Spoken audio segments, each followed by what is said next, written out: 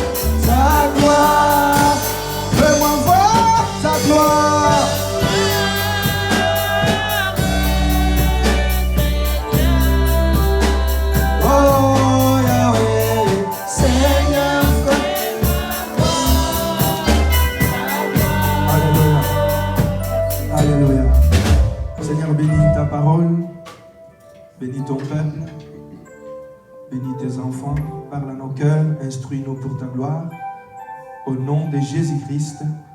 Amen. Prenons nos places, acclamons Jésus, acclamons royalement le Seigneur. Acclamons royalement le Seigneur. Est-ce qu'on peut bien acclamer le Seigneur? Amen. Que le Seigneur vous bénisse abondamment. Amen. Nous sommes heureux que nous nous retrouvions encore ce soir pour partager la parole de Dieu. Et je nous prie de faire un effort pour soutenir votre attention à ce que nous allons partager ce soir. Apocalypse chapitre 1er, verset 5. Apocalypse 1, verset 5. La Bible déclare: et de la part de Jésus-Christ, le témoin fidèle, le premier-né des morts, et le prince des rois de la terre, à celui qui nous aime et qui nous a délivrés de nos péchés par son sang. Apocalypse chapitre 5, verset 9. Apocalypse 5, verset 9. La Bible déclare: et il chantait un cantique nouveau en disant: tu es digne de prendre le livre et d'en ouvrir les sceaux, car tu as été immolé et tu as racheté pour Dieu par ton sang des hommes de toutes tribus, de toutes langues, de tout le peuple et de toutes nations. Amen. Amen. Nous pourrions ajouter à cela Apocalypse chapitre 12 que nous avions vu hier, verset 11. Amen. Le thème principal qui nous réunit ici depuis vendredi passé, nous l'avions intitulé « Ils l'ont vaincu à cause du sang de l'agneau et à cause des paroles de leur témoignage ». Pour ceux qui étaient là hier, nous avions parlé de la première partie qui était « Ils l'ont vaincu à cause des paroles de leur témoignage ». Amen. Amen. Nous avions expliqué les paroles de leur témoignage, ça veut dire quoi? Selon la Bible. C'est ce que nous avions vu hier avec nos bien-aimés qui étaient là. Et nous avions promis qu'aujourd'hui et demain dimanche, nous allons parler sur la deuxième partie qui concerne toujours notre thème. Ils l'ont vaincu à cause du sang de l'agneau. Donc aujourd'hui, nous allons toucher le sang de l'agneau. Mais avant que nous puissions toucher le sang de l'agneau, j'aimerais pouvoir faire un petit récapitulatif pour ceux qui n'étaient pas là, afin qu'on puisse se mettre sur les mêmes longueurs d'onde.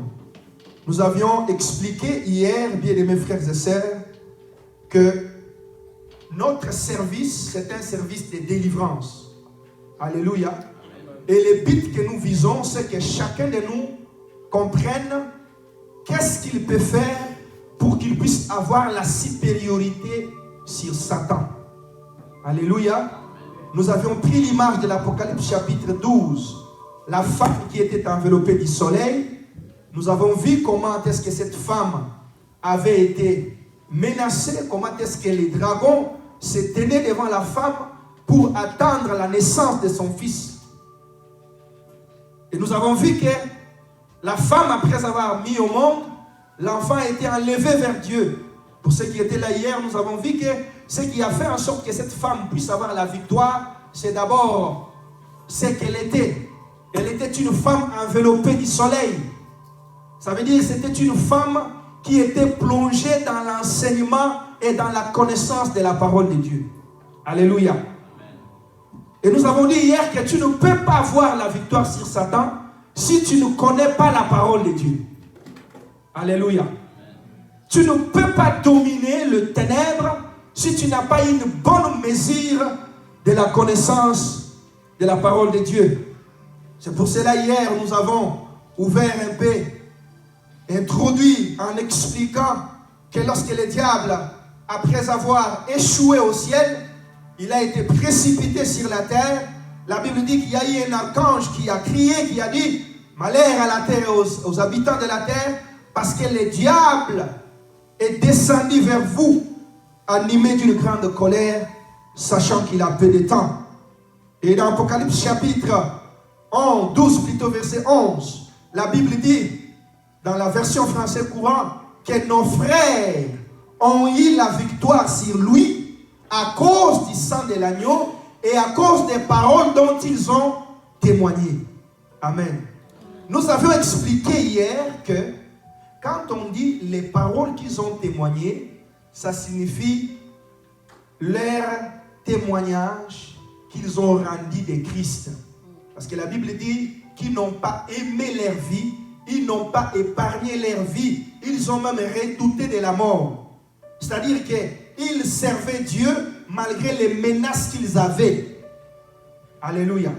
Nous avions vu avec vous hier que l'évangile, le fait d'annoncer Jésus, le fait de prêcher Jésus, c'est une puissance pour le salut de quiconque croit. Est-ce que quelqu'un m'entend? Romains chapitre 1er verset 16. C'est que nous avions vu hier qu'un homme qui ne prêche pas Jésus, un homme qui ne partage pas la parole, un homme qui ne parle pas de Jésus ne peut pas avoir la puissance. Est-ce que quelqu'un m'entend? Pour vaincre Satan, tu as besoin de la puissance. Est-ce qu'on est ensemble? Mais la puissance, Dieu ne la donne pas à tout le monde. Dieu ne la donne pas à tous les chrétiens.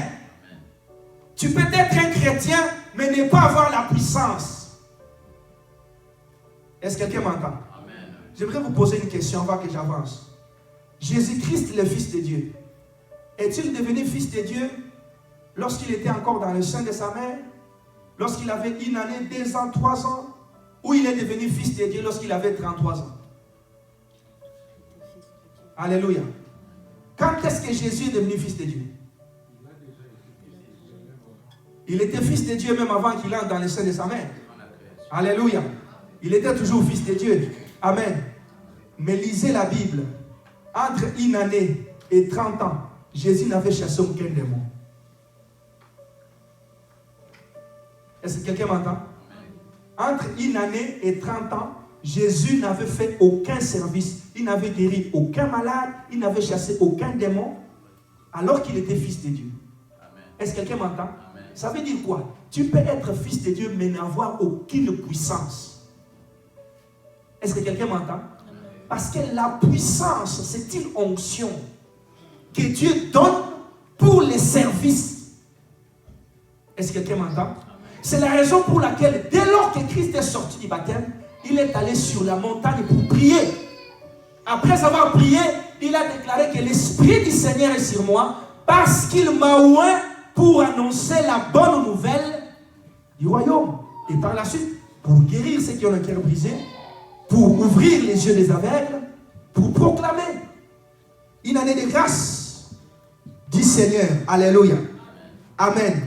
Ça veut dire tout simplement que, bien aimés frères et sœurs, si tu veux vivre la puissance de Dieu, tu dois absolument te mettre au service de Dieu. Est-ce que quelqu'un m'entend? Tu ne peux pas avoir la puissance si tu ne te mets pas au service de Dieu. La puissance n'est pas réservée aux paresseux, aux chrétiens qui ne font rien. Dieu ne donne pas son onction à tout le monde. Amen. Alléluia. Amen. Nous avions d'ailleurs vu cela dans Actes des Apôtres, chapitre 1er, verset 8, où la Bible dit, lorsque le Saint-Esprit surviendra sur vous, vous recevrez une puissance, alors vous serez mes témoins. C'est-à-dire que la puissance a été donnée pour les témoignages de Christ. Alléluia.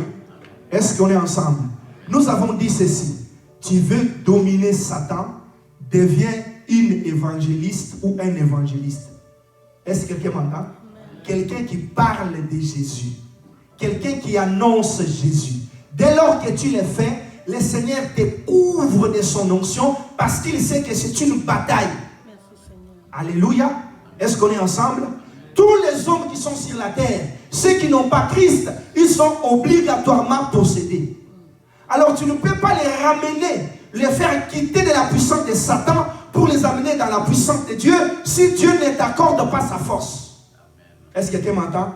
Dieu le sait. C'est la raison pour laquelle, dès lors que tu te mets à servir Dieu, à prêcher la parole, tous les chrétiens sont des prédicateurs de la parole. Est-ce que quelqu'un m'entend? Est-ce que quelqu'un me suit? Tu n'as pas besoin d'attendre cette chair. Si tu attends, peut-être tu feras longtemps. Alléluia. Tu feras longtemps. Est-ce qu'on est ensemble? Va placer ta chair à la rue. Place la chair devant Super C. Est-ce que quelqu'un m'entend? Hein? Alléluia. Va dans les endroits publics. Va dans les coins. Va dans les parcs. Tu trouveras des gens en train de jouer avec leur téléphone. Prêche la parole. Est-ce que quelqu'un m'entend? En le faisant, Dieu va te revêtir de sa puissance. Il va te revêtir de sa force. Et c'est cette puissance qui te permettra de vaincre Satan. Alléluia. Alléluia. Nous avons vu hier que beaucoup de gens, ils chassent les démons, ils prient, mais rien ne change. Pourquoi? Parce qu'ils n'ont pas la force. Amen. L'apôtre Paul dit que nous n'avons pas à lutter contre la chair et le sang. Mais nous luttons contre les principautés, contre les autorités, contre les dominations, contre les puissances des ténèbres qui siègent dans les lieux célestes. Ça veut dire que beaucoup de gens pensent que le combat que nous avons, c'est un combat physique, un combat charnel. Il lui suffit de crier beaucoup, de faire un peu de gestes, d'écraser, de crier, de dormir par terre, de gêner pour que les démons partent. Bien aimé, cela est totalement faux. Alléluia. Alléluia. Cela est totalement faux. Le combat que nous avons, c'est un combat totalement spirituel. Alléluia. Pour vaincre un combat spirituel, il faut avoir les armes spirituelles. Est-ce qu'on est ensemble? On combat le diable avec les armes spirituelles, non pas avec les armes physiques. Et parmi ces armes spirituelles-là, bien-aimés frères et sœurs, il y a une arme qu'on appelle, Ephésiens chapitre 6, verset 12, lisez jusqu'en bas. Il y a une arme qu'on appelle les ailes de l'évangile. Est-ce que quelqu'un m'entend? Alléluia. Amen. La Bible dit, prenez pour casque le salut, prenez pour les boucliers de la foi, prenez l'épée de l'esprit qui est la parole de Dieu. Alléluia. Alléluia. Prenez la ceinture de la vérité. Alléluia. Et mettez sous vos pieds, les chaussures qui sont les ailes de l'évangile. Est-ce que quelqu'un m'entend? Est-ce que quelqu'un m'entend? Est-ce que quelqu'un me suit? Amen. Mettez les chaussures qui sont quoi? Les ailes de l'évangile. C'est ça les chaussures. Or, la bataille que nous avons sur la terre, c'est la bataille contre les serpents. Est-ce que quelqu'un m'entend? Mais c'est qui les serpents? Les serpents, si vous lisez dans le jardin, Dieu l'avait puni. Dieu l'avait dit, toi tu seras maudit d'entre tous les animaux, tu ramperas sur la terre. Tu marcheras, ton ventre sera plat sur la terre. C'est pourquoi d'autres chercheurs disent que le serpent ancien, il avait les pieds. Ce n'était pas un serpent qui... ça, ce n'est pas la Bible qui le dit, mais ce sont des chercheurs. Est-ce qu'on est ensemble? Est-ce que quelqu'un me suit? Okay. Ce serpent-là avait des pieds. Mais lorsqu'il a reçu la malédiction, il a commencé à ramper sur la terre. Quand Dieu est venu dans les jardins, il a dit quoi au serpent? Il a dit, toi tu seras maudit parce que tu as séduit l'homme et la femme. Entre toi et cette femme, il y aura inimitié. Vous ne vous entendrez jamais. Entre ta postérité et la postérité de cette femme. Toi, le serpent, tu feras quoi? Tu lui blesseras au talon. Et elle, sa postérité, écrasera ta tête. Est-ce qu'on est ensemble? Est-ce que quelqu'un me suit? Suivez-moi ici très attentivement. Alors, lorsque Dieu parle de la postérité de la femme qui devait écraser la tête du serpent, il parle de notre génération. Est-ce que quelqu'un m'entend?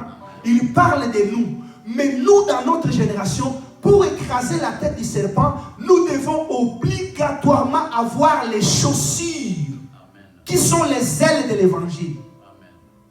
Est-ce que quelqu'un me suit? Alléluia. Est-ce que tel que je suis ici là, un serpent peut me blesser au talon? Alléluia.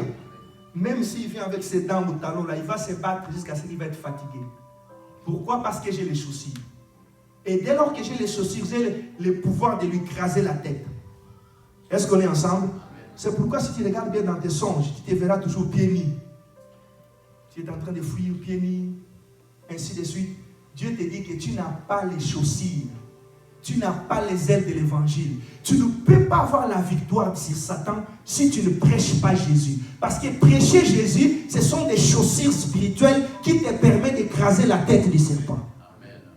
Est-ce que quelqu'un m'entend? Je dis ceci, je répète, que le combat que nous avons contre le diable, c'est un combat spirituel qui se fait avec les armes spirituelles. Ce n'est pas avec la main, avec la chair, avec les coups de pied, coups de tête. Tu peux faire ça jusqu'à être fatigué. Et les armes spirituelles que Dieu nous a conférées, ce sont le casque du salut, le paix de l'esprit et les chaussures qui sont très indispensables pour écraser la tête. Amen. Est-ce que quelqu'un m'entend? Est-ce que quelqu'un m'entend? Bien-aimés frères et sœurs, tu as déjà vu un soldat aller se battre pieds nus? Pieds nus, dans la forêt, là où il y a les serpents. Alors que les serpents, Dieu lui dit, toi tu blesseras la femme où? Au talon. Pourquoi pas au genou? Alléluia. Amen. Parce que le serpent n'a pas la hauteur, n'a pas la capacité de blesser au genou. Dieu l'a limité. Ça veut dire que le pouvoir de Satan est limité à un niveau. Mais celui qui prêche la parole, le diable ne peut lui faire. Est-ce que quelqu'un m'entend? Est-ce que quelqu'un me suit? Bien-aimés frères et sœurs, tu dois vaincre Satan dans ta famille. Tu dois vaincre Satan dans tes entreprises. Tu dois vaincre Satan dans tes projets. Tu dois avoir les dessus sur les puissants de Satan. Et pour cela, tu dois être celui qui annonce Jésus. Même une fois par semaine, va voir tes amis. Parle-les de Jésus. Parle-leur de Christ. Dis-leur que Jésus est amour. Jésus revient, Jésus vous aime. Alléluia. Est-ce que quelqu'un me saisit? Combien néglige l'évangile? L'apôtre Paul dit, je n'ai pas crainte de l'évangile. Je n'ai pas honte de l'évangile. Parce que l'évangile en soi, c'est une puissance dont Dieu se sert pour sauver le monde. Il ne dit pas que l'évangile a une puissance. Il dit que l'évangile c'est une. Alléluia. Alléluia. Est-ce que tu prêches la parole? Bien-aimé, on peut te berner en te racontant toutes sortes d'histoires. Jésus est fort, Jésus est puissant, ainsi de suite. Aller d'une église à une autre, changer les églises, cela ne te donnera pas la victoire. La victoire viendra lorsque tu appliques la parole de Dieu. Lorsque tu te sers des armes spirituelles, notamment les ailes de l'évangile qui sont les chaussures sous nos pieds. Alléluia. À partir d'aujourd'hui, décide de parler de Jésus à tes amis. Décide de prêcher Jésus dans ta famille. Décide de prêcher Jésus aux passants, à ceux qui passent. Jésus va te revêtir de sa puissance parce que je l'ai dit hier, on ne donne pas une arme à un civil. Amen. Alléluia. Alléluia. On ne donne pas une arme à un civil, bien-aimé. Pour avoir l'arme, il faut être un homme. Les hommes formés, équipés, les soldats et les militaires. Avant d'avoir les armes. Nous avions vu que selon la parole de Dieu, Apocalypse chapitre 12, verset 11, il y a deux armes importantes et indispensables. La première arme, c'est ce que nous avons vu hier, les paroles de leur témoignage, qui sont la prédication de Christ. Et deuxième arme aujourd'hui que nous allons voir, qui est l'arme la plus redoutable, c'est le sang de Jésus. Amen. Alléluia. Amen. Ils l'ont vaincu à cause du sang de Jésus et à cause des paroles de leur témoignage. Bien aimé, le sang de Jésus, c'est quelque chose de formidable. Alléluia. Le sang de Jésus, c'est quelque chose d'exceptionnel. Le sang de Jésus renferme en elle tout ce dont l'homme a besoin pour vivre et pour réussir sur la terre. Est-ce que quelqu'un m'entend? Le sacrifice salvatrice de la croix, ce que Christ a accompli à la croix, c'était un sacrifice parfait. Est-ce que quelqu'un m'entend? Ça veut dire qu'au-delà de ce sacrifice-là, il n'y a pas un autre sacrifice qui peut être supérieur au sacrifice de Christ. Ce que Christ a accompli sur la croix, bien aimé, que le monde vive 10 milliards d'années, 100 milliards d'années, il n'y aura pas un autre sacrifice que celui-là. Ça veut dire que si ce sacrifice-là ne te sauve pas, c'est compliqué. Est-ce que quelqu'un m'entend? Est-ce que quelqu'un est en train de me suivre? Le sacrifice de la croix, le sang que Christ a répandu, c'était le sacrifice suprême pour le salut de toute l'humanité. Dans le sang de Jésus, il y a la provision pour le salut de tous les hommes qui sont sur la terre. Est-ce que quelqu'un m'entend? Alors, écoutez bien mes frères et sœurs. Le sang de Jésus-Christ a beaucoup de vertus que je ne saurais épuiser, que je peux parler de ça du matin au soir, du 1er au 30, ça ne se terminera jamais. Alléluia. Mais puisque nous parlons de la délivrance, nous allons prélever juste quelques faits importants ou quelques avantages, quelques bénéfices, quelques vertus, voulais-je dire, cachées dans le sang de Jésus-Christ. Alléluia. Amen. La première des choses que le sang de Jésus fait, la chose la plus importante, c'est le rachat. Alléluia. La rédemption. La rédemption ou le rachat est caché dans le sang de Jésus. La prière ne peut pas racheter un homme. Est-ce que quelqu'un m'entend?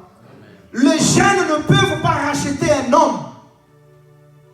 Le sacrifice des boucs, des animaux, des agneaux, toutes sortes de choses que vous connaissez, les offrandes ne peuvent pas racheter les hommes. Si cela était le cas, Christ allait sauver le monde en priant. Est-ce que quelqu'un m'entend? Parce que Christ était un grand prédicateur et un grand prieur. Hein? Un homme qui priait. Il pouvait prier toute la nuit. Alléluia. Mais pourquoi il n'a pas sauvé les hommes par la prière? Alléluia. Pourquoi ne pouvait-il pas se mettre à genoux et dire, Seigneur, je prie, sauve les hommes, Seigneur, sauve les hommes, Seigneur. Amen, amen. Et puis il rentre au ciel et dit, tout est accompli. Pourquoi il ne l'a pas fait? Pourquoi fallait-il que le sang coule? Alléluia. Ça veut dire, bien aimés frères et sœurs, sur le plan spirituel, il y a des règles et des choses qu'on doit respecter. Dès lors qu'on ne les respecte pas, rien ne peut changer. J'aimerais dire à quelqu'un, pour racheter les hommes, la prière n'a pas la puissance de racheter les hommes. Amen. Alléluia. Voilà pourquoi le Seigneur dit, Seigneur, je te rends grâce, je te loue, parce que tu n'as voulu ni sacrifice ni offrande. Tu n'as voulu ni holocauste. Tu m'as formé un corps. Et voici, je viens dans un rouleau parce qu'il est question de moi. Même les sacrifices que Moïse, Aaron et tous les Lévites offraient ne pouvaient pas racheter les hommes. Est-ce que quelqu'un m'entend? Il fallait le sacrifice parfait pour que les hommes soient rachetés. C'est la raison pour laquelle Dieu dit non. Vous avez tant offert des sacrifices, vous avez tant tué des agneaux, vous avez tant tué des boucs, vous avez tant fait tout un tas de choses. Il est question de moi maintenant. Maintenant, je vous envoie mon fils dans un rouleau de la parole, afin que par son sang, qu'il rachète tous les hommes de la terre. Est-ce que quelqu'un m'entend? J'aimerais dire à quelqu'un, les rachats se trouvent dans le sang de Jésus. Les rachats se trouvent dans le sang de Jésus. Et que le sang de Jésus te rachète ce soir.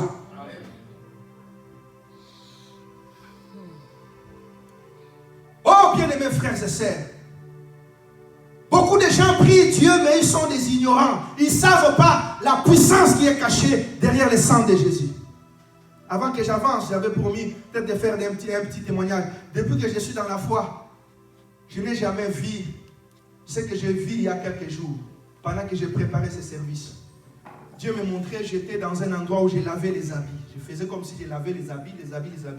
Et puis j'étais en train de presser. Après avoir lavé, vous savez, quand tu laves les habits, tu commences à les presser pour les sécher. C'est ce que j'étais en train de faire. Je pressais les habits pour les sécher. Et puis j'ai entendu une voix qui m'a dit, ce que tu es en train de faire, en pressant ça, c'est Satan que tu es en train de presser. Tu vas voir ce qu'il va faire. J'ai vu la porte s'être ouverte. Un homme géant, il est ni noir, ni blanc. Il est entré et une voix m'a dit, c'est le diable dont tu entends parler. Et là, il est venu, il m'a dit, je vais te tuer. J'ai commencé à prier, le sang de Jésus. Le sang de Jésus. Et on s'est battu dans la vision, paf, la vision est partie. Dieu m'a dit, tu verras des signes dans ce travail. Le diable est en colère contre ce que tu fais. Et c'est pourquoi je suis en train de t'expliquer par la grâce de Dieu des principes simples qui te donneront la supériorité sur Satan. Est-ce que quelqu'un m'entend? J'ai parlé de l'évangile hier. Aujourd'hui, je parle du sang de Jésus-Christ. Est-ce qu'on est ensemble? Amen. Le salut se trouve, la rédemption se trouve dans le salut. Lorsqu'on parle du rachat, le rachat veut dire quoi? Est-ce qu'on est ensemble? Est-ce qu'on peut s'accorder d'abord sur ce thème? Le rachat veut dire quoi? Racheter. Racheter, ça signifie reprendre, acheter de nouveau. Est-ce que quelqu'un me suit? Acheter de nouveau. C'est ce que ça veut dire racheter.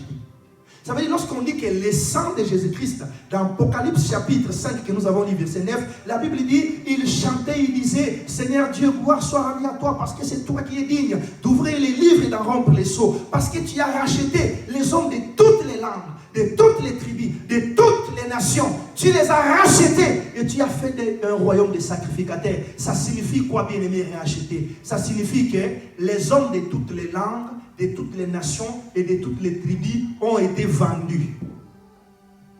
Est-ce que quelqu'un m'entend? Est-ce que quelqu'un me suit? Amen. On ne peut pas parler d'un rachat s'il n'y a pas au préalable une vente. C'est que les hommes ont été vendus et le Seigneur s'est retrouvé dans une situation qui devrait les racheter. C'est comme, je te donne un exemple très simple. Tu as ton iPhone à la maison, tu donnes cet iPhone-là à ton enfant. Alléluia. Et puis l'enfant sort, il part jouer, je ne sais pas par quel miracle, il perd l'iPhone, on le vole l'iPhone, ou il vend aussi l'iPhone, par l'ignorance. Donne-moi $5. Allez. Il vend l'appareil. Maintenant, tu te retrouves, mais je suis en train de chercher mon appareil. Et puis tu ne le trouves pas. Un jour, tu vois, tu es en train de circuler, tu trouves quelqu'un d'autre en train de vendre cet appareil-là. Tu dis que c'est mon appareil. Non, moi je l'ai acheté, ainsi de suite. Maintenant, tu prends l'argent, tu dis, tu les vends à combien? Oh, je les vends à autant. Tu prends l'argent, tu donnes. Tu es en train de faire un rachat. Est-ce que quelqu'un m'entend? Est-ce que quelqu'un me suit? Alors la Bible dit, le sang de Jésus-Christ, c'est elle qui a racheté les hommes de toute la terre. Est-ce que quelqu'un me suit? Ça signifie que les hommes du monde ont été vendus. Et comme ils ont été vendus, il fallait que Dieu puisse les racheter. Comment ont-ils été vendus? Bien-aimés frères et sœurs dans le Seigneur, il y a plusieurs façons de se vendre. J'aimerais que tu me suives ici très bien. Il y a plusieurs façons de vendre ta vie, de vendre ta destinée, de vendre ton mariage, de vendre ta joie, de vendre ton âme. Il y a plusieurs façons de le faire. Ésaü a vendu son droit d'aînesse avec la soupe. Est-ce que quelqu'un m'entend? Il était tellement affamé, il est revenu d'un champ fatigué. Alléluia. C'est pourquoi j'ai toujours dit, faites attention à la fatigue. Alléluia. Tu travailles, mais faites attention à la fatigue. Sinon, tu vendras ton droit d'aînesse sous la fatigue. Est-ce que quelqu'un m'entend? Alléluia. Jacob qui ne faisait rien, il restait à la maison près de sa mère. Il dit à son frère, non, je ne te donnerai pas ma soupe. Avant que je te donne ma soupe, donne-moi d'abord ton droit d'aînesse. Ah, prends là, qu'est-ce que je vais faire avec? Je suis déjà vieux, je suis en train de fatiguer. Mais la Bible dit, quelques années plus tard, il a pleuré comme un enfant, réclamant la bénédiction près de son père, ignorant qu'il avait déjà vendu les droits d'aînesse. Ça veut dire quoi? Lorsque tu te plonges tôt dans les travaux, tu te fatigues, tu n'auras même plus le temps de prier, tu n'auras même plus le temps de gêner, tu n'auras même plus le temps de chercher Dieu, et ton droit d'aînesse sera volé par Satan. Est-ce que quelqu'un m'entend? Est-ce que quelqu'un est en train de me suivre? Il y a plusieurs façons de vendre des choses. Adam et Ève dans le jardin, ils ont vendu leur droit d'aînesse. C'est que Dieu leur avait donné. La supériorité sur les nations, la supériorité sur les animaux, la supériorité sur toute la terre. Ils ont vu un serpent qui est venu leur disant, écoutez, qu'est-ce que Dieu a dit? Oh, vous ne mangerez pas ça, vous ne mangerez. Oh, le serpent dit non, c'est un mensonge.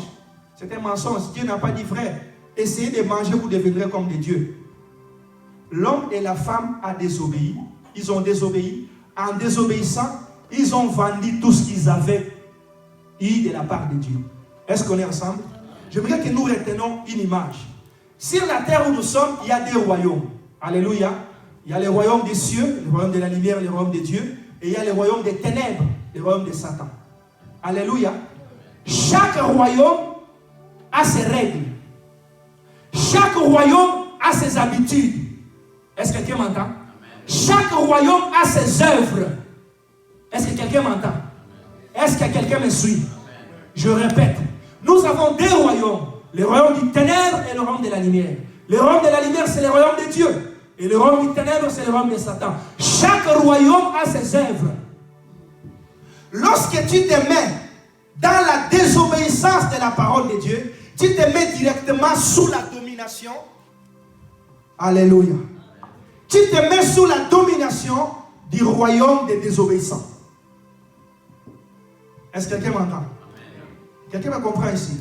Je répète, il y a des royaumes, si tu ne le sais pas, le royaume de Satan et le royaume de Dieu. Et chaque royaume a ses caractéristiques, ses œuvres et ses habitudes. Il y a un autre royaume qui est composé des royaumes des désobéissants, royaume des voleurs, royaume des impudiques. Alléluia. Je vais vous dire une vérité. Ceux qui ont eu la grâce de pénétrer le monde de la sorcellerie, le monde des sorciers, la première activité dans le monde de la sorcellerie, c'est l'impudicité. Est-ce que quelqu'un m'entend? Est-ce que quelqu'un me suit? Amen. Si les sorciers qui sont dans la salle le savent, ils savent ce que j'ai dit. Alléluia. Amen. Vous pensez que tel qu'on est là, il n'y a pas de sorcier? Ah mon Dieu, alléluia. Qui est sorcier? Alléluia. Amen. Alléluia. Amen. Je sais que tu es là. Moi, je sais que tu es là. Amen. Amen. Alléluia. Il y a des gens qui disent, on est plus nombreux comme ça, mais c'est qui les sorciers? Ah bon? Ah, il faut devenir pasteur, comme ça tu vas tout voir. Hein? Tu vas tout comprendre. Alléluia. Amen. Alors, j'étais en train de dire, bien-aimés frères et sœurs, que Le royaume de Satan, bien-aimés frères et sœurs, a ses œuvres. Le royaume de Dieu a aussi ses œuvres. Est-ce qu'on est ensemble? Amen. Dès lors que tu te mets, Adam et Ève ne savaient pas qu'en désobéissant à ce que Dieu nous a dit, nous nous mettons directement sous la domination du royaume des désobéissants. Est-ce que quelqu'un me suit? Amen. Tu n'as pas forcément besoin d'adorer Satan pour que Satan prenne le contrôle de toi. Est-ce que quelqu'un me suit? Même lorsque tu vis dans les mensonges là, le fait de mentir à tout moment, mentir, tu te mets automatiquement sous la domination de Satan. C'est naturel. Est-ce que quelqu'un me suit? Amen. Lorsque tu te sépares du mal, tu te mets automatiquement sous le contrôle de Dieu. Est-ce que quelqu'un me suit? Je suis en train d'expliquer la vente. Comment on va? Parce qu'on ne peut pas parler du rachat si on ne parle pas au préalable de la vente. Est-ce que quelqu'un me suit? Les hommes, par Adam, ils se sont vendus par leurs pratiques. Est-ce que quelqu'un me suit? Amen. Alléluia. J'étais en train de dire que si tu entres dans le monde de la sorcellerie, tu remarqueras que les activités les plus importantes qu'ils ont, c'est la sexualité. Amen. Alléluia. Amen. Je vais parler de la sorcellerie. Tu veux que je te donne les signes d'une sorcière ou d'un sorcier?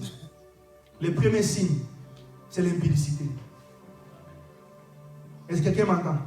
Si tu rencontres un homme ou une fille, il sort avec les hommes aujourd'hui, lui, demain, lui, et puis il est à l'aise, très à l'aise. À 90%, c'est une sorcière.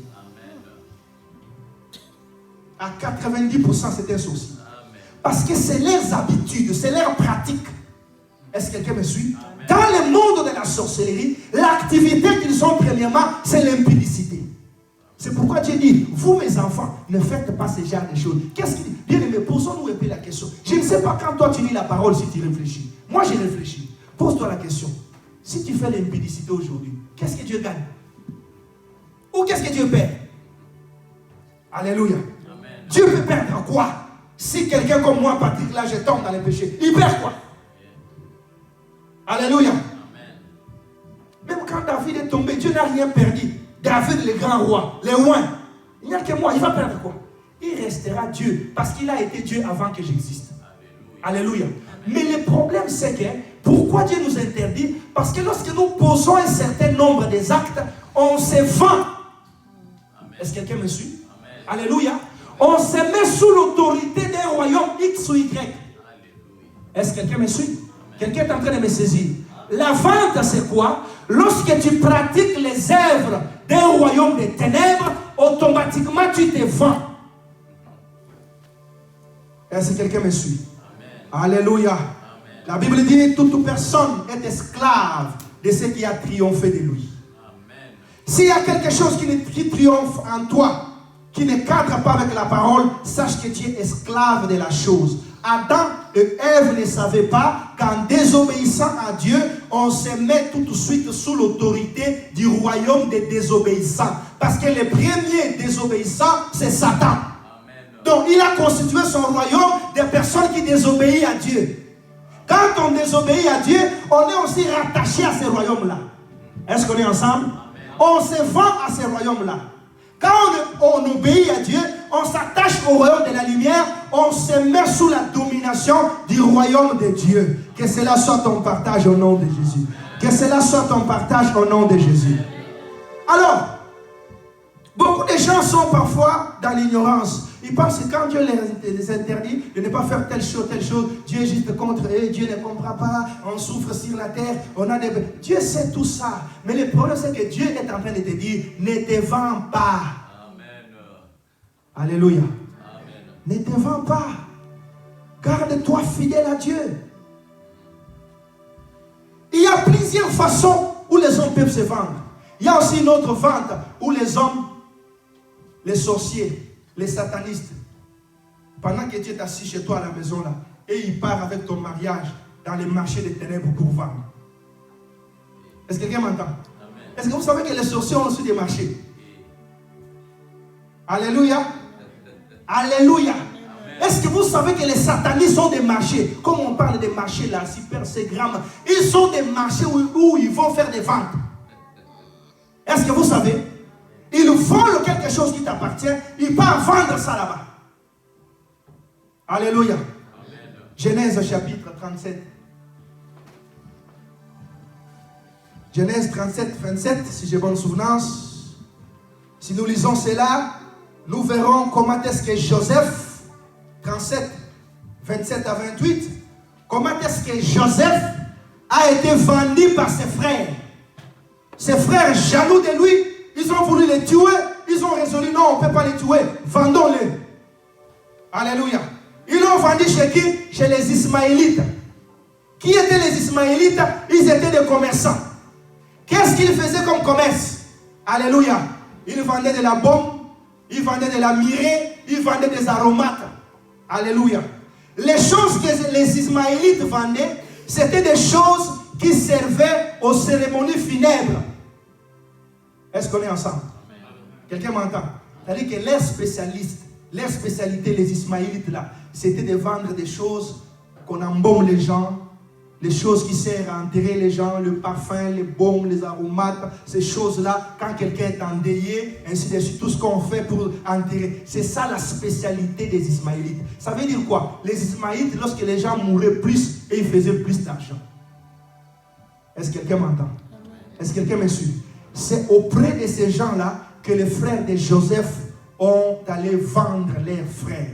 Ça veut dire quoi, frères et sœurs? Tu peux être là assis comme ça, mais si tu as des frères sorciers, parce que ça, c'est l'image des frères sorciers, des sœurs sorciers, des personnes sorcières, ils peuvent te prendre, aller te vendre. Alléluia. Aller te vendre auprès des gens qui font ce commerce-là. Si vous ne le savez pas, je vous informe qu'il y a des marchés sorciers, des marchés sataniques, là où on est en train de déambuler, peut-être avec ton mariage, peut-être avec ton diplôme, peut-être avec ta santé, pendant que je parle, que ces marchés-là prennent feu au nom de Jésus. S'il y a quelqu'un dans cette salle qui est en train d'être vendu par les sorciers, je déclare que cette vente-là soit annulée au nom de Jésus.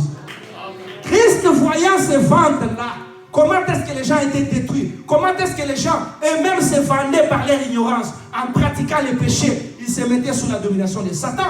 Comment est-ce que les autres se vendaient par des sorciers, des satanistes? Si vous lisez la Bible, Juge chapitre 6, vous verrez Dieu dire à Gédéon, va dans la maison de ton père, commence par détruire la statue de ton père. Détruis d'abord la statue de Baal que ton père a élevée, avant que tu puisses devenir roi. Ça veut dire quoi? Le père de Gédéon ici, là, c'était un homme qui invoquait des démons. Si tu es ici dans la salle, tu as été élevé par un père qui invoquait les démons. Sache que si tu ne le sais pas, automatiquement vous avez été vendu. Est-ce que quelqu'un me suit? Est-ce que quelqu'un m'entend? Ça se fait automatiquement. Si moi je suis en alliance avec Dieu, Dieu va garder aussi l'alliance avec mes enfants. Il va poursuivre mes enfants. Vous ne le savez pas? Alléluia. Ah oui, hein? Si Dieu est en alliance avec moi, mes enfants là, comme ils portent mon sang, même s'ils fuient, oh je deviens païen, Dieu va les poursuivre juste dans les derniers demeures. Dieu va les traquer. C'est comme ça que ça se passe. Quand un père signe des contrats avec Satan, automatiquement vous êtes dans cette alliance-là. Mais si tu ne te lèves pas, si tu ne comprends pas que je dois sortir de cette alliance pour entrer dans l'alliance du sang de Jésus, parce que c'est ça l'alliance suprême, tu resteras longtemps là-bas. Je prie que cela ne soit pas ton partage au nom de Jésus. Que cela ne soit pas ton partage au nom de Jésus. Écoutez bien mes frères et sœurs, je suis en train d'expliquer la vente. On ne rachète pas si on n'a pas vendu. Dieu nous a rachetés parce que nous étions vendus. Est-ce qu'on est ensemble? Nous nous sommes vendus par notre ignorance. Nous nous sommes vendus en pratiquant les péchés. Et parfois Satan nous a aussi vendus par nos frères sorciers, nos frères sataniques, nos parents qui invoquaient les morts, qui servaient Satan. Et le diable a pris le dessus sur nous. Alors le Seigneur a dit, qu'est-ce que je dois faire? Je dois racheter ces hommes. Gloire soit rendue à Dieu parce qu'il a versé son sang pour nous racheter. Et ces rachats-là, comme je l'ai dit au départ, ne pouvaient pas se faire par la prière. Est-ce qu'on est ensemble? Ça ne pouvait pas se faire par des jeûnes. Ça ne pouvait pas se faire par toutes sortes de choses. Il fallait absolument que le sang soit versé. Amen. Alléluia. Il fallait que le sang soit versé. Et lorsque le sang est versé, il y a une puissance qui est cachée derrière le sang pour briser les alliances, briser les ventes, casser les ventes, tous les ventes qui ont été faites. Le Seigneur dit non, je dois payer pour Patrick, je dois payer pour Junior, je dois payer pour X. Alors je prends mon sang et je donne. Alléluia. Ça voudrait dire quoi? Si tu es ici dans la salle et que tu n'as jamais donné ta vie à Jésus, ça veut dire que tu es sous le ventre de Satan. Tu ne pourras pas sortir même si tu pries. Parce que ce n'est pas la prière qui va te sortir de la ventre de Satan. C'est le sang de Jésus. Est-ce que quelqu'un me suit? Amen. Apocalypse chapitre 5 verset 9, la Bible dit, le Seigneur a racheté les hommes par son sang. C'est que la première des choses que Dieu nous a données, grâce à son sang, c'est le rachat de nos âmes. Le rachat de nos vies. Nos vies ont été vendues à Satan et Jésus les a récupérées. Jésus a récupéré cela par son sang. Est-ce qu'on peut dire gloire à Jésus?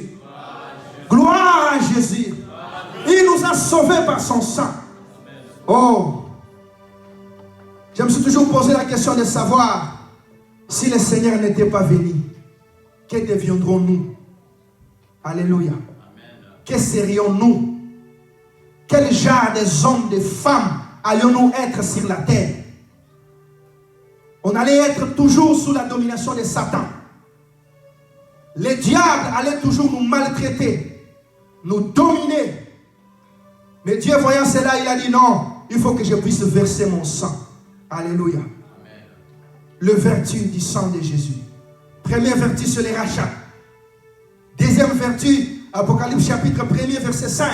La Bible déclare, le Seigneur nous a délivrés du péché par son sang. Alléluia. Amen. J'aimerais expliquer une chose ici. Quand tu es vendu par Satan, ou tu t'es vendu par ton ignorance, quand le Seigneur vient, il te récupère de là, il te sort du royaume de Satan pour t'amener du royaume de la lumière. Est-ce qu'on est ensemble? Amen. Mais quand le Seigneur te sort du royaume de Satan pour t'amener au royaume de la lumière, le travail ne s'arrête pas là. Il y a un deuxième travail qui doit être fait aussi par le sang. Est-ce que tu m'entends? Ce travail-là, c'est que le Seigneur doit te délivrer du péché. Est-ce qu'on est ensemble? Amen. Alléluia. Amen. Parce que quand tu pêches, tu te mets sous l'autorité de Satan. Maintenant, lorsque le Seigneur vient, il te sort d'abord sous l'autorité de Satan. Est-ce qu'on est ensemble? Amen. Par son sang. La deuxième des choses qu'il fait, il te délivre du péché aussi par son sang. Est-ce que quelqu'un m'entend? Pourquoi il le fait? Parce qu'il sait que si tu sors sous l'autorité de Satan, c'est-à-dire en disant Seigneur, je te reçois, je te donne ma vie, je marche avec toi, Seigneur Jésus-Christ, j'ai pris la décision de te recevoir, automatiquement le Seigneur te sort sous le contrôle de Satan. C'est comme ça que ça se passe. Mais le Seigneur ne s'arrête pas là. Par son sang, qu'est-ce qu'il fait? Il doit détruire les péchés en toi. Il doit te délivrer du péché. Il doit ôter les péchés. C'est pour cela, dans l'ancienne alliance, le Seigneur faisait en sorte que les âmes soient immolées, les animaux soient immolés pour faire l'expiation du péché des hommes. Mais comme le sang des animaux ne pouvait pas amener à la perfection, il fallait que le Seigneur trouve un sang pur. Est-ce qu'on est ensemble? Pour que ce sang-là puisse nous délivrer du péché. Est-ce qu'on est ensemble? Est-ce qu'on est ensemble? En nous délivrant du péché, le Seigneur sait automatiquement qu'il est en train de couper un pont avec Satan. Alléluia. Amen. Est-ce qu'on est ensemble? Amen. Apocalypse 10, chapitre 1er, verset 5. Est-ce qu'on peut les relire pour une bonne compréhension?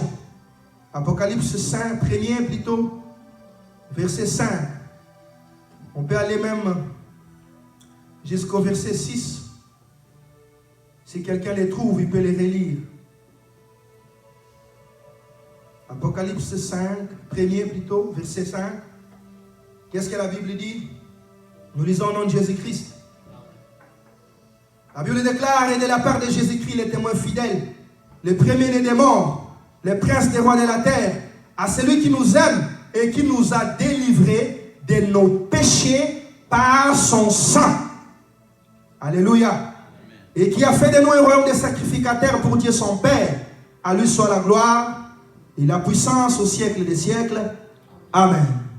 Ce texte nous montre clairement que le sang de Jésus-Christ a la puissance de nous délivrer du péché. Amen. Voilà pourquoi si tu veux vaincre le péché, tu dois savoir prier avec le sang de Jésus. Est-ce qu'on est ensemble?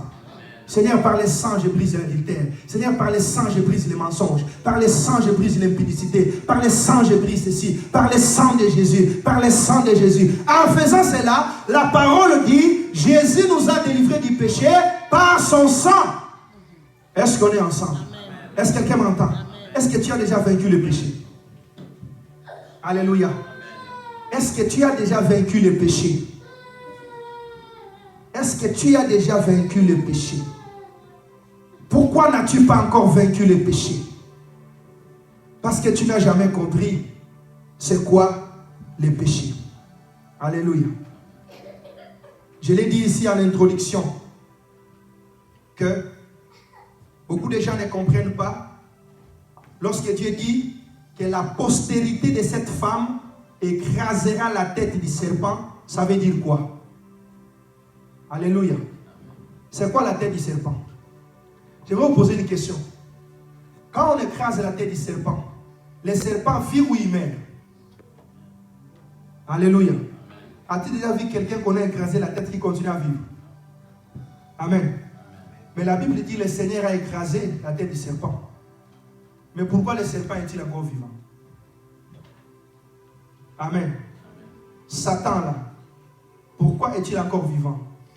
Dans Colossiens chapitre 2 verset 15, la Bible dit qu'il a dépouillé les autorités, les dominations, les principautés, en les livrant publiquement, en triomphant d'elles par la croix.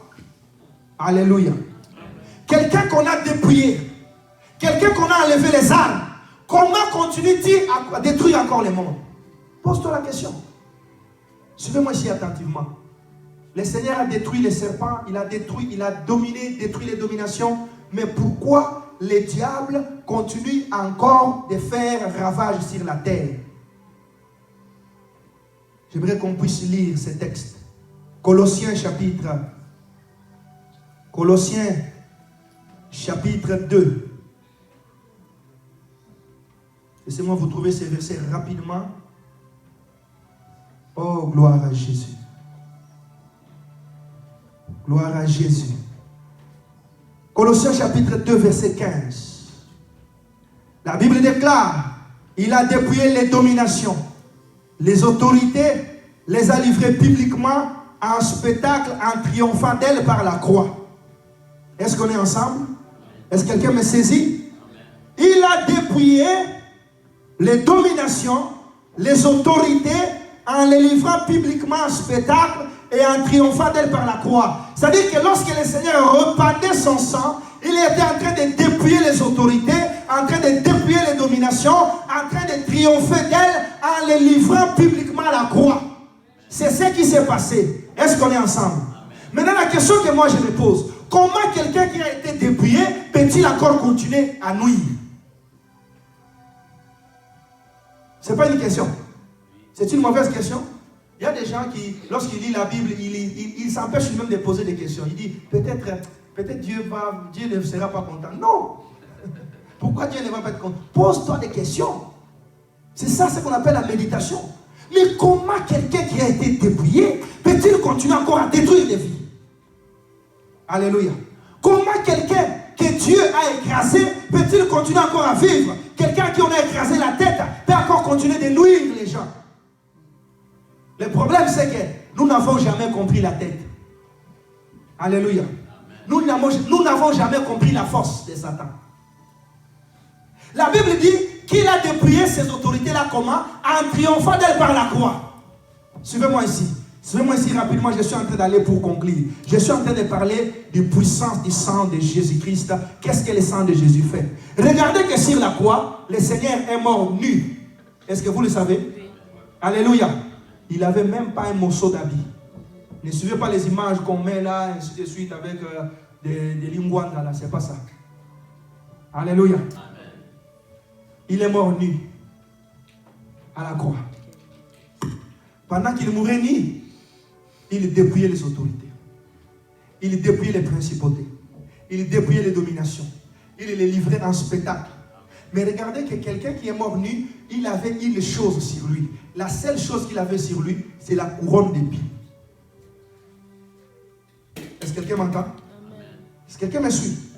La seule chose que Christ avait, c'est la couronne d'épines. Mais pourquoi la couronne d'épines? Pourquoi on doit lui enlever tous les habits, mais lui laisser avec la couronne d'épines? Parce que les épines, si vous ne les savez pas, c'est le symbole du péché. Est-ce que quelqu'un m'entend? Quand on dit que Christ a ôté les péchés, sur la croix, il avait une couronne d'épines qui symbolise les péchés du monde entier. Quand l'homme a péché dans les jardins, la première des choses que Dieu a dit, la terre sera maudite à cause de toi et elle te produira les épines. Est-ce qu'on est ensemble? Est-ce que quelqu'un me saisit? Lorsque le Seigneur explique les 4 terres dans la Bible, les 4 terres qui reçoivent la semence, il dit, un semeur semé, une partie est tombée dans une bonne terre, l'autre partie est tombée dans une terre rocaillée, une autre partie est tombée dans une terre épineuse. Vous connaissez ces textes? Lorsqu'il explique les épines, il dit que ce sont les péchés et les soucis du monde. La terre qui reçoit la semence, je ne vais pas vous perdre, mais suivez-moi, je crois que vous allez me comprendre. La terre qui reçoit la semence dans les endroits épineux, c'est une terre, c'est quelqu'un qui a un cœur attaché à Dieu, mais très attaché en même temps au monde. Il est embarrassé par le monde, les passions du monde. C'est ça les épines. Mais Christ meurt avec les épines sur la croix. Alléluia. Amen. Ça veut dire quoi? Le Seigneur Jésus-Christ a écrasé la tête du serpent en ôtant au serpent sa force. Amen. Est-ce que quelqu'un me suit? Amen. La force du serpent, la force de Satan, c'est le péché. Est-ce que quelqu'un m'entend? Est-ce que je peux parler? Amen. Je répète. La force de Satan, si tu ne le sais pas, c'est le péché. C'est pourquoi la Bible dit Christ l'a dépouillé. Il lui a enlevé les péchés. C'est pourquoi quand Christ est mort et venu, Jean-Baptiste a dit, voici l'agneau de Dieu qui ôte les péchés. Amen. Alléluia. Amen. Ça veut dire quoi? Le Seigneur a tué Satan à petit feu. Est-ce que quelqu'un m'entend? Alléluia. Amen. Les frères vont venir. Frère, viens. Je vais vous donner un exemple. Vous savez, les frères ici, pour qu'ils puissent vivre, il a besoin de manger, de boire, de respirer. N'est-ce pas? Amen. Sa vie dépend de ce qu'il mange. Mais qu'est-ce que le Seigneur vient? Prenons l'image, je prends juste un exemple, que c'est lui Satan. Prenons juste l'image. Ok? Quand le Seigneur vient, il lui arrache toute la nourriture. Hein? Il lui dit, bon, toi, comme tu me manques de respect, je suis venu te dépouiller. Il lui prend toute la nourriture, tout ce qu'il aime, les viandes, les tout, il lui prend ça. N'est-ce pas? Et puis il lui dit, reste. Maintenant, la personne qui reste ici sans nourriture, il fera combien de jours? Est-ce qu'il est mort ou il est encore vivant? Hein? Alléluia. Ah, c'est ça la beauté. Quand on dit que le Seigneur a dépouillé les autorités là, il les a dépouillées. Mais le problème c'est que ceux qui ne comprennent pas comment ce dépouillement là se passe, ce sont eux qui donnent la force à Satan. Est-ce que quelqu'un me suit? Amen. Frère, va t'asseoir. J'aimerais que tu me suives ici très bien, que tu puisses me comprendre. Est-ce que vous savez que les démons se nourrissent? Est-ce que vous savez que les esprits mangent? Alléluia. Demandez aux féticheurs, ils vous diront. Alléluia. Parfois, ils se nourrissent des odeurs. Il y a des parfums, quand tu les fais, tu invoques les démons. Est-ce que vous le savez? Quand l'homme et la femme ont péché dans les jardins, qu'est-ce que Dieu a dit à l'homme et la femme? Qu'est-ce qu'il a dit au serpent? Serpent, toi tu seras maudit, tu mangeras quoi? Les poussières de la terre. Est-ce que quelqu'un me suit? Le serpent, qui est le symbole de Satan, se nourrit des poussières de la terre. Or, la terre, c'est notre corps. Et notre corps a des désirs, notre corps a des passions qui sont opposées de celles de Dieu. En bref, qu'est-ce que je suis en train d'essayer de te dire? Les péchés sont la nourriture de Satan. Est-ce que quelqu'un m'entend? Un homme qui vit dans les péchés, il alimente Satan. Il donne le pouvoir à Satan. Il donne... Je vais vous donner un exemple très simple. Si tu fais 3 jours sans manger, sans boire, est-ce que tu auras la force? Alléluia. Tu n'auras jamais la force. Pourquoi? Parce que tu n'as pas mangé, tu n'as pas bu. De même, les démons qui est dans un corps des personnes qui se sanctifient, il sera tellement faible qu'il ne peut même pas résister. Parce qu'il n'a pas été nourri. Est-ce que quelqu'un me suit? À chaque fois que tu pêches, tu nourris Satan. À chaque fois que tu pêches, tu lui donnes la force. C'est pourquoi Jésus vient, il ôte les péchés dans la vie de ses fils. Donc les fils de Dieu qui ont vaincu les péchés, en réalité, ils ont écrasé la tête du serpent. Est-ce que quelqu'un m'entend? C'est un peu difficile, mais que le Saint-Esprit te donne la grâce de comprendre. Que le Saint-Esprit t'ouvre l'intelligence de comprendre. Ce que je suis en train d'essayer de te faire comprendre ce soir, c'est quoi? Sache que par le sang de Jésus-Christ, le Seigneur nous a délivrés du péché. En nous délivrant du péché, il a ôté le pouvoir de Satan sur nous. Satan n'a pas le pouvoir sur ceux qui vivent dans la sanctification. Alléluia. Amen. Le diable ne peut pas toucher un homme qui craint Dieu. Jamais. Amen. Jamais, je dis jamais. Alléluia. Amen. Je ne sais pas si ça t'est déjà arrivé. Si tu es sale là, tu ne peux pas te tenir là où les gens sont propres. N'est-ce pas? Amen. Tu vas fuir toi-même. Alléluia. Parfois tu fais les dîmes, tu transpires là, toi-même tu ne sens pas bien. Et puis là où les gens sont bien habillés, en cravate là, propre, en train de parler. Toi tu vas venir là. Alléluia. Tu vas dire non, je dois rentrer. Le diable fuit la sainteté parce qu'il est sale. Est-ce que quelqu'un m'entend? Il ne supporte pas la pureté. Tu veux vaincre Satan, tu veux dominer Satan. Appuie-toi sur le sang de Jésus, que le sang de Jésus ôte les péchés. Dès lors que le sang de Jésus va ôter les péchés à toi, le diable n'aura plus aucun pouvoir sur toi. Il a le pouvoir sur toi parce que c'est toi qui lui donnes ses pouvoirs. Alléluia. Est-ce que quelqu'un m'entend? Quand tu pêches, tu donnes le pouvoir à Satan. Quand tu obéis à Dieu, tu donnes le pouvoir au Seigneur. C'est comme ça que ça se passe. C'est si simple que ça. Que des chrétiens qui sont prêts aujourd'hui aller faire les combats spirituels, demander ceci, demander cela, coup de tête, combat spirituel, mais ils ne se séparent pas avec les péchés. Combat spirituel, il ne parle pas avec ses amis. Jaloux, jalouse. Ah, elle là, je ne peux pas lui parler. Ah, lui là, je ne peux pas lui parler. Il ignore que tu peux te... Le diable, bien mes frères et sœurs, n'a pas peur de tes prières. Est-ce que quelqu'un m'entend? Le diable n'a pas peur de tes prières. Suivez-moi ici. Le diable a peur d'un homme qui craint Dieu. Il a peur d'une femme qui se sanctifie. Il a peur d'une femme qui se sépare du mal. Oh, donnez-moi un bon amen.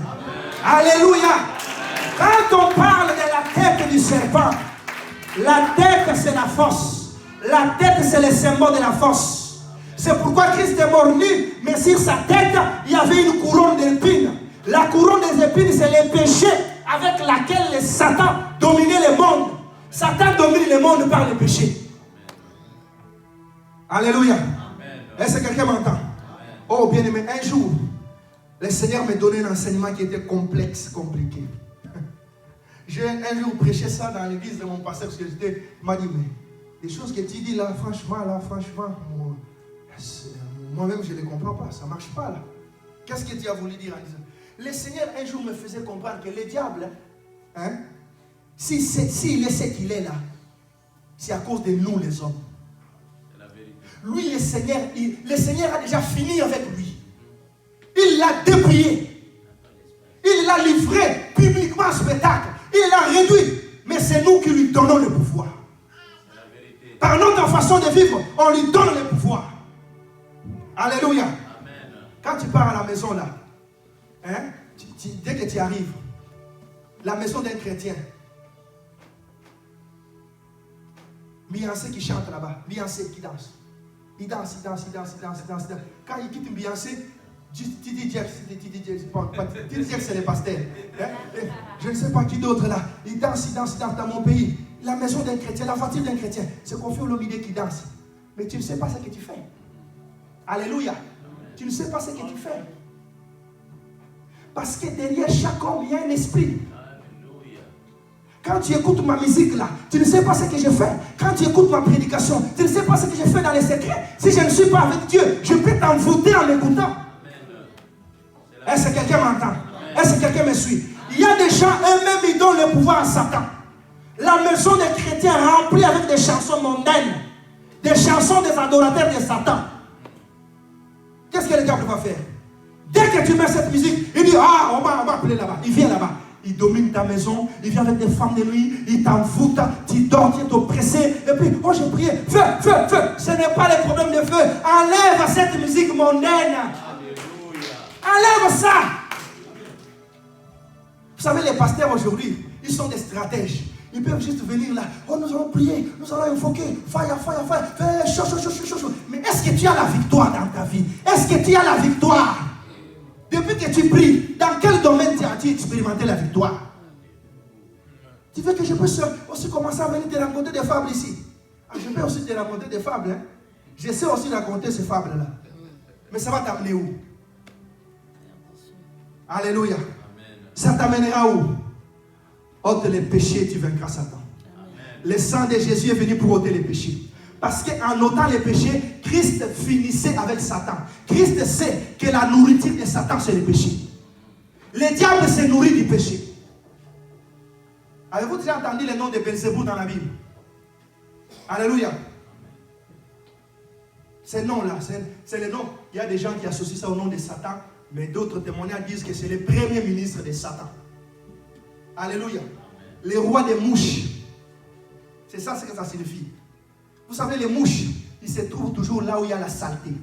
Pourquoi pas ils se nourrissent de la saleté? C'est ça les démons. C'est ça Satan. Il opère dans un endroit qui est sale. Il domine dans une maison qui est sale. Il domine la vie d'un homme qui vit dans l'impudicité. Il l'écrase, il bloque son mariage. Il bloque ses affaires, il bloque. Oh, feu, fire. Oh, Jésus, fire. Je prie, ça va changer. Mais il ne partira pas. Parce que tu lui donnes le pouvoir par ta façon de vivre. Est-ce que je peux parler? Je peux chasser Satan sans pour autant faire beaucoup de cérémonies. Hein? Alléluia. Tu te consacres juste que je me sépare avec cette vie mauvaise. Le diable, c'est quoi? C'est le mal. Est-ce que quelqu'un m'entend? Satan, c'est le symbole du mal. Oh, gloire à Dieu. Oh, gloire à Dieu. Je disais gloire au Seigneur. Amen. Gloire soit rendue au Seigneur. Amen. Gloire soit rendue au Seigneur. Amen. Ma sœur, mon frère, je suis en train de chuter en disant ceci. Le sang de Jésus n'a pas été versé en vain. Si Christ a versé son sang, parce qu'il savait que la prière ne peut pas racheter les hommes.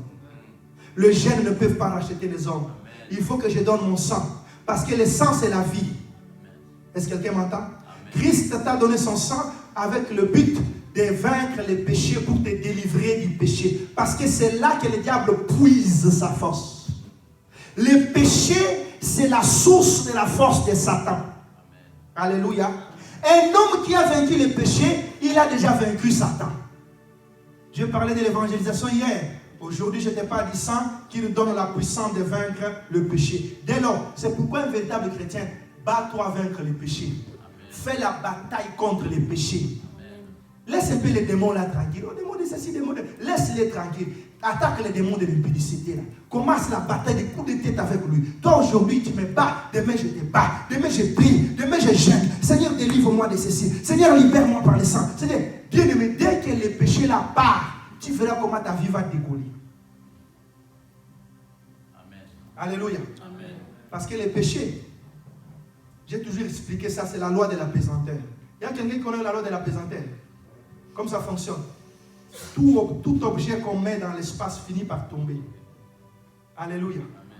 Mais pour que tu puisses vaincre la loi de la pesanteur, il y a des principes comme ceux qui utilisent les avions et autres. Ils ont réussi à dominer cette loi de la pesanteur par des moteurs de propulseurs. Le Saint-Esprit est le propulseur. Le Saint-Esprit est le moteur. Le moteur qui te rend capable de braver cette loi-là du péché. Le sang de Jésus-Christ est le moteur qui te permet de vaincre la loi de la pesanteur et de dominer les péchés. Dès lors que tu domines les péchés, Satan ne te fera plus rien.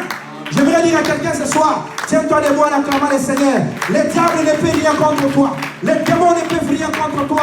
Si tu marches dans la sainteté, ils te feront la guerre, ils ne te vaincront jamais. Ils te donnent un seul chemin, mais ils retourneront sept chemins. Mille tombera de ton côté et 10 000 à ta droite. Tu ne seras pas atteint. Tu ne seras pas atteint. Tu ne seras pas atteint. Ils te lanceront les flèches. Les flèches ne te toucheront pas parce que tu marches avec Dieu. Ora sepa bashandaraba sepa. Lève tes mains là où tu es.